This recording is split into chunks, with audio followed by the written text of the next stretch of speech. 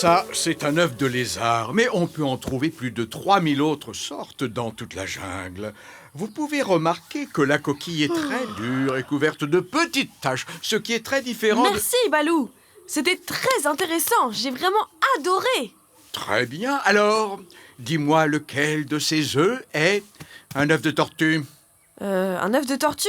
Oh, c'est facile. Attends. Ah, celui-ci.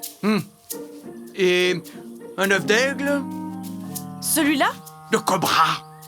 Celui-ci. Je peux y aller maintenant? Bon, très bien. Vas-y, Phil, on continuera cet après-midi. Je te parlerai d'un animal qui adore les œufs. Le lac Kanka, en Asie, est un des plus grands lacs du monde. Et c'est là que vit le chien vivérin.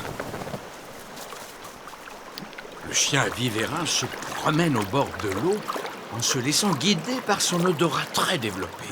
Une légère odeur flotte justement dans l'air. Les œufs de tortue ont commencé à éclore et les petites tortues qui sont déjà sorties et sont allées rejoindre le lac ont laissé une légère odeur dans le sable qui mène le chien vivérin tout droit vers les œufs. Le mieux est d'aller vérifier car il reste souvent des œufs qui ne feront pas de bébé.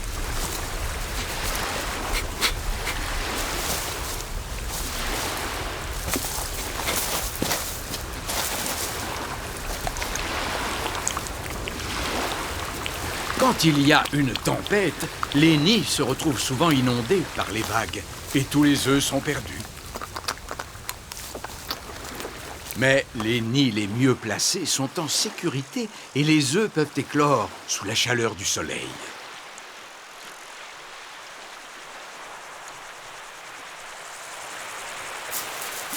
Et voilà une petite tortue.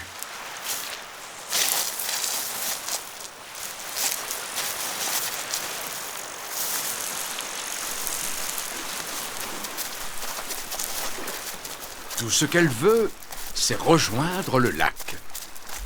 Mais c'est encore assez loin. La maman regarde attentivement son bébé de 2 cm de long faire ses premiers pas.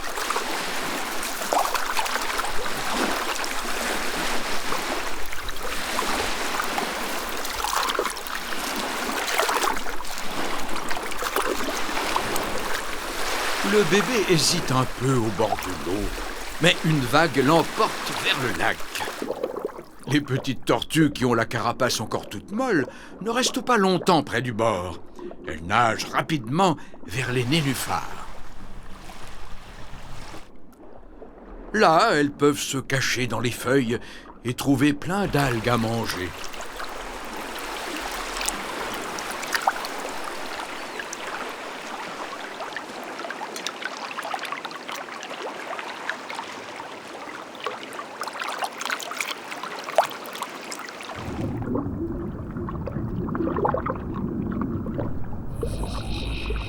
Les petites tortues sentent et voient très bien.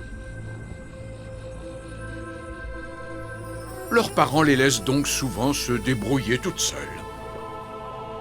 Un poisson tête de serpent s'approche à la recherche d'une proie. La petite tortue doit vite aller se cacher.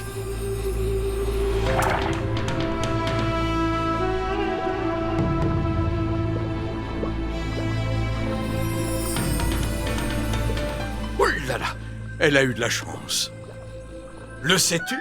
Les poissons tête de serpent peuvent mesurer 1,80 m, aussi grand qu'un homme adulte. Comme tous les poissons, ils pondent des œufs jusqu'à 15 000 à la fois. Mais on verra ça tout à l'heure. Bagheera, tu ne l'as pas aidé. Oh, tu dois avoir faim après une leçon aussi intéressante.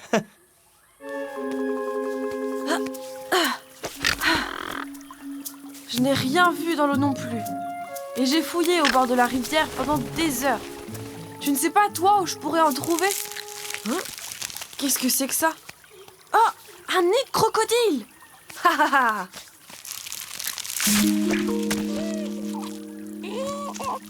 Hé, coucou toi! Non, Ah, je suis pas ta maman.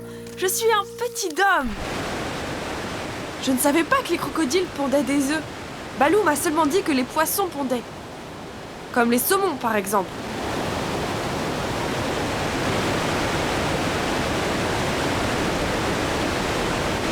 L'été, ils quittent l'océan et remontent le courant du fleuve pour aller pondre leurs œufs.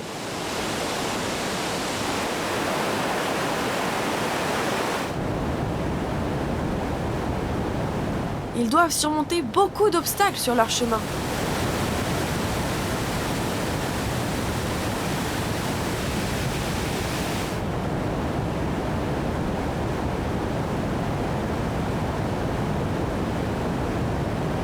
Pour remonter les cascades, ils doivent sauter très haut et ils n'y arrivent pas toujours du premier coup.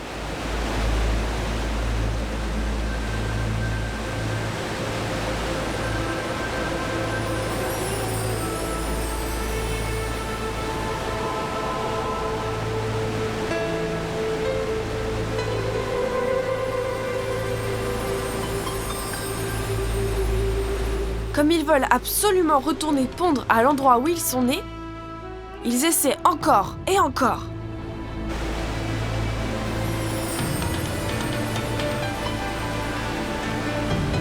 Il n'y a que les plus forts qui y arrivent.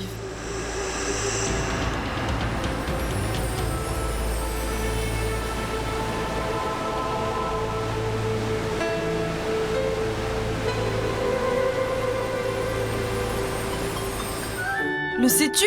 Les saumons pondent jusqu'à 30 000 œufs. C'est autant que les habitants d'une petite ville.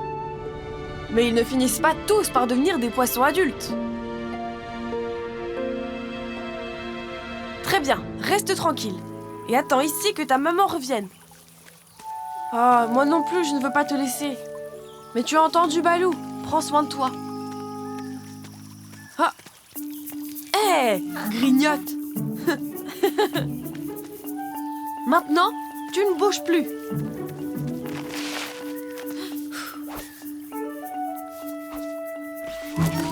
Ah.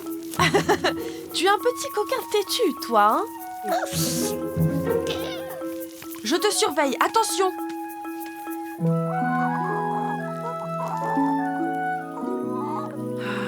Bon, tu as gagné. Arrête! Il faut que je réfléchisse. Qu'est-ce que je vais faire de toi pendant ma leçon? Nous avons là une coquille d'œuf de crocodile. Nous sommes prêts pour la leçon. D'abord, dis bonjour à mon nouvel ami. Un crocodile? Il s'appelle Grignote.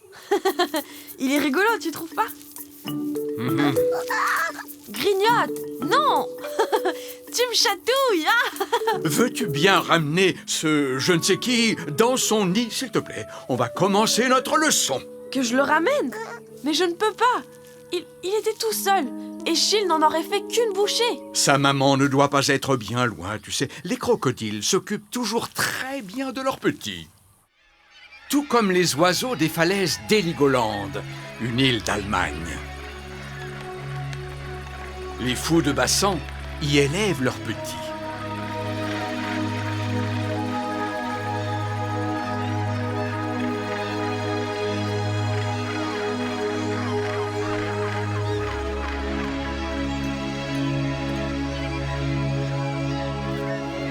Les falaises, hautes de 60 mètres, sont couvertes d'oiseaux marins qui se regroupent sur les immenses rochers.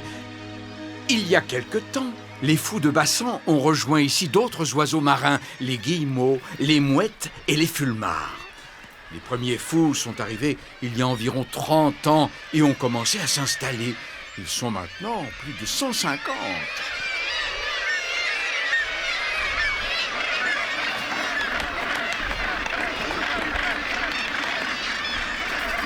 Pour faire leur nid, ils utilisent souvent des morceaux de filet que les pêcheurs ont fait tomber dans la mer. Le problème, c'est que les oiseaux s'en mêlent facilement dans ces filets. Et ce n'est pas le seul danger ici. Les oiseaux manquent de place. Et il arrive qu'ils se disputent. Les mamans doivent veiller à ce que leur bébé ne tombe pas.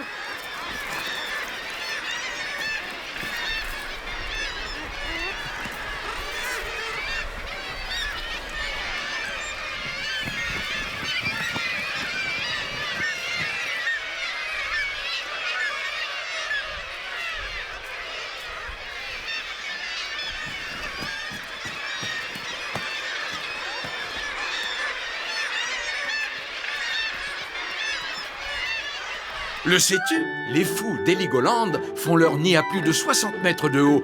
C'est aussi haut qu'un immeuble de 20 étages. Il faut faire très attention à ces petits quand on est aussi haut.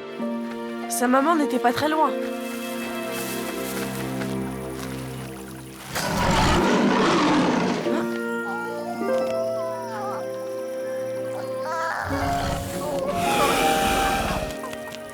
Elle va s'occuper de lui.